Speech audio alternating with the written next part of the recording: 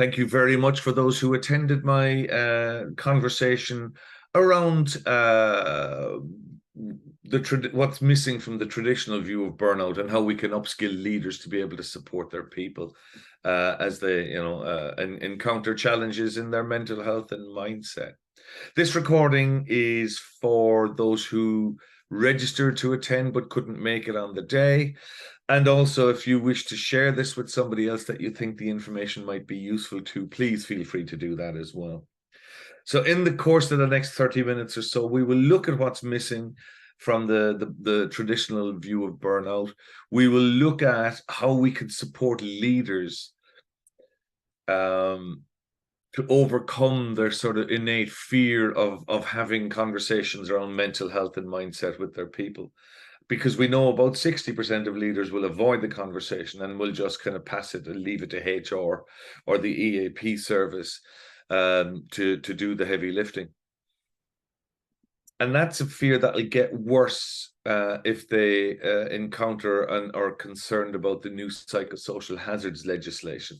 So I'll share a solution at the end of this with you, which I don't want you to think like you're being pitch slapped, but I do want to make you aware that, the premise of this is to introduce a solution and to deepen our conversation together around how I can support you and your people in sort of caring for themselves and each other. There's a reason behind why we do this, and I'm going to share this very quickly with you. Let me just disappear for a second. There's something around the compliance with the legislation, which has to happen now. We have to be proactive around looking after the mental health and well-being of our people. And if you look at below the line here in this model, you'll see that it's around people who are not sure, don't understand that there is legislation, or they don't understand their sort of part in it. But as they improve on that and become a bit more sort of cognizant and a bit more sort of competent around having these conversations, then that is in itself a way to becoming compliant with the legislation that we have to do anyway. So upskilling our leaders actually is an integral part of meeting our obligations around the new legislation. And when we do that with leaders, what we do find is we shift them from being either clueless or conscious that they need to have the conversations, but they're still afraid of it, to becoming cautious around doing it and improving their sort of skill sets. And when they're comfortable and more confident in what it is they need to do in order to be compliant, etc., what we actually find is that we lift the leader's ability to be better able to support the well-being of their people. And when we do that, what we actually find organically happens is that the teams themselves shift from this idea of being sort of disregarded or missed in some shape or form to actually moving above the line, where they realize that they're being heard and their needs are being met, and that they belong to something bigger than themselves, which is the essence of a team. And of course, so leaders upskilling themselves to be able to have these conversations organically helps the team to be more engaged and more connected when they feel like they belong. They trust their leader, etc. And when that's happening, what you'll find to the culture of the organization is we shift from anything that's a toxic or a troublesome sort of culture within the workplace to transforming into a thriving culture that just supports the team and the leaders all the way through. I'll very quickly touch off what the legislation requires, because I still encounter people every single day who are unaware that there is a new body of legislation that we need to adhere to and address. And so it's called, well, its technical term is the Work Health and Safety Amendment Regulations of 2022. What that really means is that there's a new body of legislation. That means we have to be mindful of and we have to protect the psychosocial well-being of the people in our organization. Psychosocial meaning the sort of mental health and well-being in the context of the environment that we put people in. So that's essentially what psychosocial is. It's recognized that there are hazards in the workplace, and it's recognized that there are things that we do in the workplace that challenges the mental well-being and health of our people. And now the legislation says that we have to be across it and deal with it. The interesting thing is the legislation has come about as a result of workers' compensation funds and schemes continually needing bailing out, because the growth in mental health claims on workers' compensation cases is the largest growth area, and it's proving to be an expensive one, because mental health challenges are generally last considerably longer than a physical sort of injury. So that's where the sort of premise came from. And as a result of looking at the workers' compensation claims, I personally think we're missing the bigger picture, because what Safe Work Australia will tell you, and any of the state-based organizations, have this idea that bullying is the #1 issue around mental well-being in the workplace. And they're saying as many as 1 in 10 experiences it on a semi-regular basis. If you actually explore what burnout looks like in workplaces, as many as, well, depending on what research you look at, but it can be realistically 50% or more of our people, 66% of our leaders are experiencing continual and chronic burnout. So that's a much bigger problem. Why it doesn't show up in the workers' compensation space is because there's a formal process around bullying and that sort of harassment levels. There's a formal process for making claims on workers' compensation. That's much less obvious when we're talking about burnout. So what happens when people are burning out is they leave. They don't make workers' compensation claims, generally speaking. So if your organization is concerned about this and you're looking at the legislation, I would say don't take your eye off burnout. It's going to be a bigger problem than bullying is in your workplace. So don't look at the workers' compensation claims, even though that's one of the first places you'll see it rising, your costs rising. Have a look at your attrition rate and have a look at your absenteeism and presenteeism levels, because I think that's going to tell you a much, much bigger picture. In a sense, it's a bit like we're looking at the penguin and we're completely missing the iceberg. So in terms of the legislation itself, there has been significant changes from prosecutors needing to prove recklessness, so aware of a substantial risk, but we just deliberately do not take action. That's the old, or the original sort of view of work health and safety. That has been now shifted to what we call gross negligence. So that's doing or failing to do what a reasonable person would have done. So it's a bit like reckless driving and negligent driving. They're two different charges, and negligent isn't as bad. But it's certainly, it shifts the blame and the responsibility onto us as an organization rather than prosecutors trying to prove it. That's known as the evidentiary burden. It's no longer on the prosecution. So we have to demonstrate why we failed to take action around the psychosocial well-being of our people.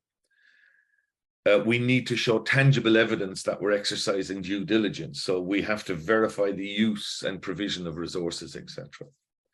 So this is a bit like the cybersecurity challenges that organizations face. It's no longer okay to say we didn't know something was happening. That's called a reasonable mistake of fact. It has no application here. The law says that we should have known that we were causing some harm to individuals in our organization. And so there are significant shifts in some of the legislation. There's other shifts and clarifications, like we can't seek indemnity insurance to protect ourselves against being charged. We can seek indemnity insurance to cover the cost of the investigation and our defense, but any fines have to occur from the pockets of the senior people in the organization. So there's another way when we're looking at, again, sort of the upsides of all of this. We can shift this idea of upskilling our leaders in being able to deal with the mental well-being and health of their people, from kind of being a sort of a cost center, focusing on providing mental health to support employee well-being. without directly generating revenue would see this approach as a cost center. But in contrast, I think we can call it a profit center, because we're providing this supportive culture and care to generate revenue while also supporting mental health and well-being. So our premise is around improving productivity, performance, and engagement and culture, with a direct view to generating revenue and income as a result of it. The other parts of the legislation that I will just very quickly touch on, because I'm aware of the time, we have to involve everybody in the organization in the process now. It's at all levels. We have to collaborate and consult with all levels of workers. And that's why I think the middle managers need to be across what's going on here and their part that they play in it. So in a sense, I'll just show you this model. This really sums the entire new legislation up. So we have to identify the hazards that our people will face, and we have to involve every stakeholder in that.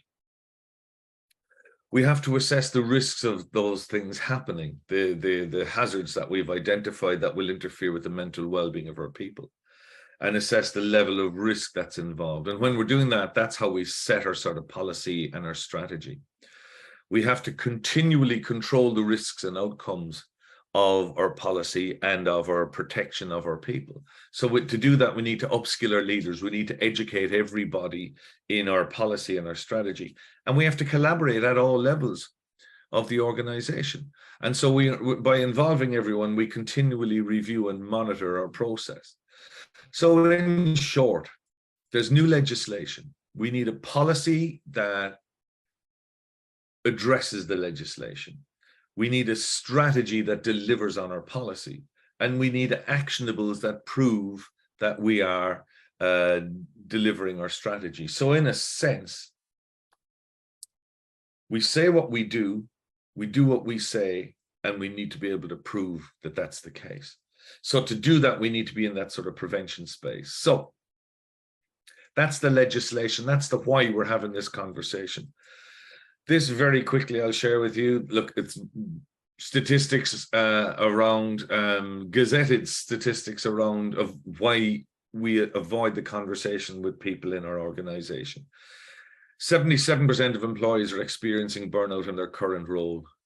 Employees who do feel burned out are 3.4 times more likely to look for another job. We're number one for burnout in the world. 66% of our managers are experiencing it. Our HR people know that there's a challenge, and we're trying very hard to figure out what to do. 2 in 3 leaders would feel uncomfortable in having the conversations with their people. But now we find that we actually have to, and we have to be in a prevention space. So we need to shift this idea for leaders of people from seeing this as just another obligation, something else I have to now do with my teams. If we shift that, reframe that mindset from being an obligation to being actually an opportunity to tap in and engage with our people, I think that's how we will shift it from being that obligation to the opportunity. And I'm going to share with you how I think that's best done. Because at the moment, this is known as the bow tie model. It's the one that's used in safety. And basically what it's saying is identifying the hazards and assessing the risks, etc., is a large job. Controlling the outcomes and then delivering the sort of performance and engagement that we want. All of this is either a choke point or a trigger point, whichever sort of mindset you look at it with. But the people in our organization who control and work and deal with their teams on an ongoing and continual basis, I believe, are going to be the linchpin of getting this strategy and getting adherence to the legislation right. And this is how we're going to help shift it from an obligation to an opportunity. I'll share with you very quickly. This is the original or traditional view of burnout. There are sort of 3 areas in it, 3 domains of burnout that are recognized. The first one is exhaustion, which is mental, physical, or emotional exhaustion. In my experience, emotional exhaustion is going to be the one that would be most prominent. what the legislation or what the World Health Organization call efficacy, which is the sort of academic language for losing our ability and our effectiveness and dropping in the quality of our work. It's an academic word. I'm not a big fan of it, but it's around about our ability to do our work. And the third domain they talk about is this cynicism, this mental distance or jadedness and disengagement that comes in when we're feeling burnt out. That's the traditional view of burnout that was developed by Christine Maslick and Michael Leiter some years ago, probably in the 80s. And what's always bothered me about that is that there was never a mention of mental health or anxiety or depression or any of the sorts of mental health challenges that we can experience when we're exposed to burnout for a long period of time. So I created a version of this model myself, and this is what I'm going to share with you now. Exhaustion still remains the same, absolutely. I think the word ability is going to be more recognizable for people. And when I say that, I mean it's our ability to do our best work. So even when we're the most passionate people about our job, if we're burning out, we start to lose the ability to do our best work. So from a pragmatic sort of view, presenteeism is going to be there before absenteeism, actually. But what happens for people when their ability drops, personally, my experience was I started to forget the names of people just on either side of me in the workplace. People I was dealing with and working with every day. Other people lose the ability to do simple arithmetic and simple mathematics in their head. Others forget the ability, they lose the ability to spell properly or to form coherent sort of sentences. And so the stuff that we should be good at, we get this kind of brain fog that stops us from actually delivering anything near our best work. The other part of this is, we talked about cynicism a couple of minutes ago. To my mind, it's actually apathy. Cynicism is, technically speaking, I think what I'd probably call a coping strategy. Cynicism is an outward, we externalize what's happening for us. And when I say cynicism, I'm talking about gossip in the workplace. That's how it manifests. So people who are in that space will try to recruit someone else in because it's a lonely place to be. So they'll start bad-mouthing everybody, from the leader to the peers to the organization to the customers to anything that they can blame that's not themselves. So in doing that, they're trying to find somebody else that's on their team, but they're also trying to validate what they're feeling. And it's a survival instinct because we don't like to be in this place on our own. But to my mind, burnout, that's an externalization and a way of coping with your burnout. To me, apathy is a far more descriptive version of that, because what apathy says is I've just kind of given up. I just not participating anymore. I just don't feel the connection. And I've just collapsed and dropped. The fourth element of this model is what I call anguish. You could stick any word in there like affect. An affect disorder in psychology terms is a mood disorder, an emotional response to external stimuli and external circumstances.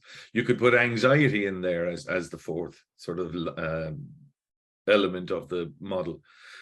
But anxiety doesn't cover depression, you know. So I just put anguish because that's actually what we're feeling when we become apathetic. So that to me is a much closer definition of what burnout is today in the workplace, because it involves the mental health that we now need to be mindful of in the workplace.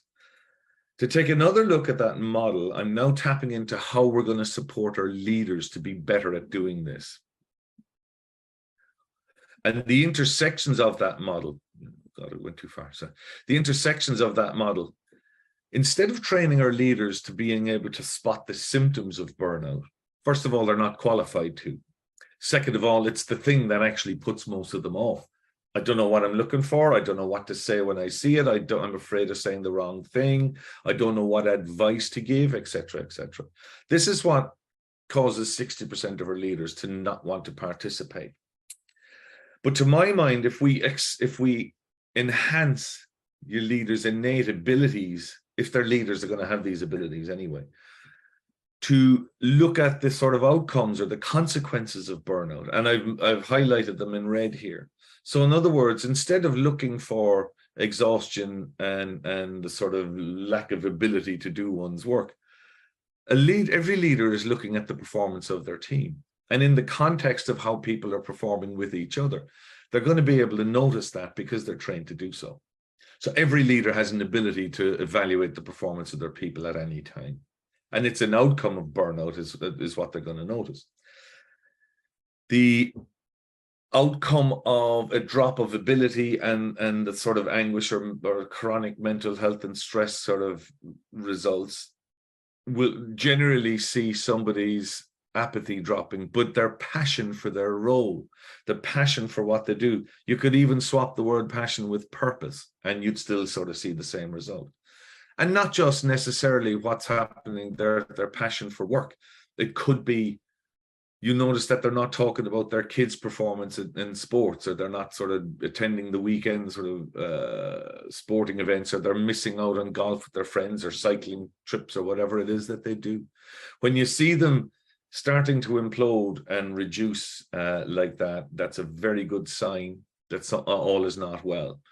But it's not something that a leader actually has to look for symptoms around. You'll just notice it in conversation. And then, of course, the level of presence, how people turn up, how they're presenting at work, how they're, are they sharing time? Are they participating in meetings, or are they just going very, very quiet? Are they gone silent? What's their sort of demeanor like? What's their, their dress sense like, or their personal hygiene, etc.? And then obviously, when they're apathetic and they're exhausted, they're not going to be participating in team events and in meetings, etc. So I like to look at upskilling our leaders in looking at these 4 outcomes of burnout rather than looking for the symptoms themselves. They're going to lock onto this far sooner because it's a much easier thing for them to manage. And they're already good at most of it anyway. I will share with you, since, almost nobody managed to make it to the session, but I'll be sharing the recording and I will share some workbooks with you. Here's one that I think is really useful for your people. This has come from a guy called Chris Bailey. He's a Canadian author and expert on burnout, and he's used Christine Maslech's influencers of burnout, if you like, from the traditional burnout model. And according to Christine Maslech and Michael Leiter, there are 6 areas that we need to sort of observe, because these will be the triggers for burnout. And they're very simply, if it's work-related burnout, it's going to be workload. As I said, a drop of that sense of purpose and passion will be connected to our values. If people don't feel satisfied, not just financial, but socially and recognition in teams, then they're going to feel burnout. If they don't have autonomy and some level of control, and they don't feel like they're trusted to get the work done, that can happen. That leads to frustration rather than tiredness or exhaustion. They need to know that they're treated well and fairly, and they need to know that they belong to a community and that they matter. So Chris Bailey has created a very quick model like the one behind me, and I'll share it in a workbook with you, that you can share with everyone in a team. They can do a 2-minute self-check on their own levels of burnout at any given time and give themselves a score out of 1 to 10 in each of those 6 areas. And that'll give them an idea of where they're at. But I've taken this idea and extrapolated it again, utilizing the 4 sort of intersections that we just shared on that model: performance, passion, or purpose, people's presence and their participation. And leaders, this is a very simple, I created that in PowerPoint. If I was a leader, I'd probably do one in Excel, because it's going to be easy to expand it and contract it depending on the size of the team. And I can give everybody in the team a sort of a 0 to 10 result on the 4 elements: performance, passion, presence, and participation, on where they're at any given time. And it's a process that the leader can run continually, or they can sort of do it on a weekly basis, or as often as they see fit. There is space at the end of that model to sort of give the team a score, but I don't really know that there's a huge value in that. To me, the value is in actually recognizing each individual and where they're mapping, as opposed to giving your team an overall result. Because it's when one person is slipping in any one of those different areas that you're going to start to notice that the team starts to disengage, because others in the team will have to try and carry the workload of people who aren't actually performing at their best. So in essence, what we're talking about here is focusing on the outcomes and the consequences of burnout. Because, you know, happy teams are teams that are connected and trusting and safe. They're performing and they're engaged. Every leader wants to lead a winning team, and every team wants a winning leader that they can trust and feel like that has their back. One tiny bit of research that I will share with you just as icing on the cake, if you like.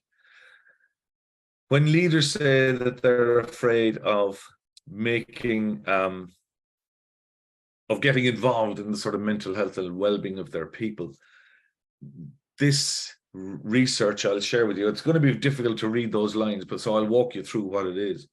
There's 80 years of research into the common factors in mental health recovery. And so, in other words, the likelihood or efficacy, there's that word again, of someone getting better from mental ill health. There are four, so there's 80 years of research has kind of boiled it down to four main areas. The first area is what we call community support. So in other words, the likelihood of somebody getting better is going to be based on the support they get from their leader, from their family, from their friends, from their peers, people in their community, the ones that are surrounding them. That represents 40% of the likelihood of somebody getting better. 30% of the likelihood of someone getting better is their sense of hope that they can get better, which is going to be influenced by the 40%. So you'll see these percentages I'm talking about are not sort of cast in stone. They vary and fluctuate. But by and large, that's what we're saying, is that 40% community support, 30% sense of hope. You're left with two lots of 15%. And what they represent is what we call the therapeutic relationship. So the relationship that someone who's struggling with mental health has with their primary carer, their GP, their psychiatrist, their psychologist, their caseworker, their social worker, whoever it is that's kind of providing their care, the relationship that they have with that person will go a long way to helping their, well, it goes 15% of the way to helping their recovery, if you like. And then the final 15% is actually based on the type of treatment they receive. Now, when I share this information, I generally start by asking an audience, how much do they think the treatment itself is responsible for somebody's recovery? And the usual answer I get is about 80%. So people are flabbergasted when they realize it's actually 15 to 30%.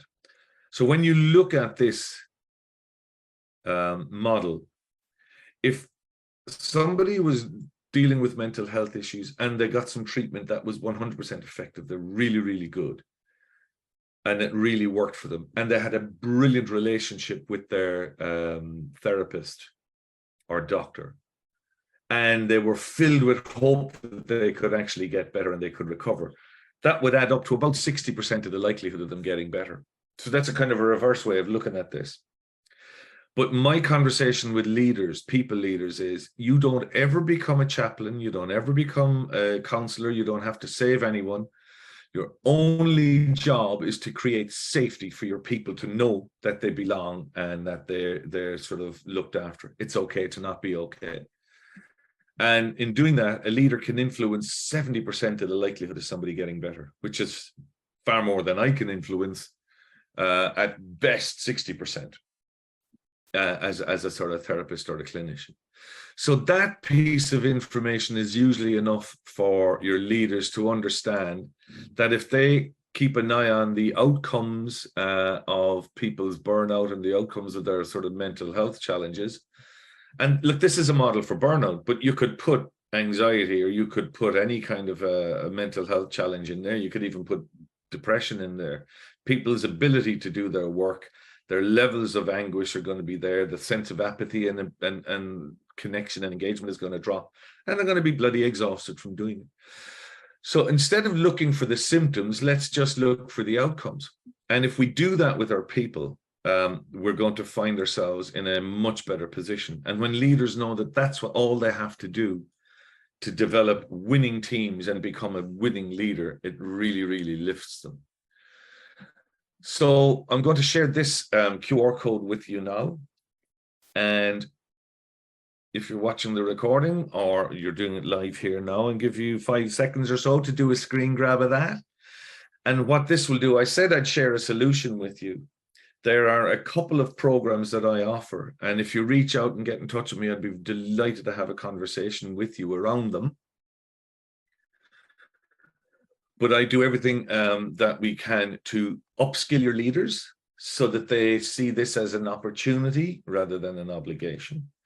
I work with, if you want to have a conversation around burnout in teams and how we can lift your people to become more engaged and that sort of sense of belonging, to sort of, that's more like a triage program. And that's something that I run as a half-day program for teams that are experiencing rupture. Let's stop the bleeding and let's sort of support people around what they need. And so if there's any of this that you want to have a conversation with me about, I'd be delighted to have it. And I look forward to hearing from you soon. So thank you very much for watching, and I hope you've enjoyed it.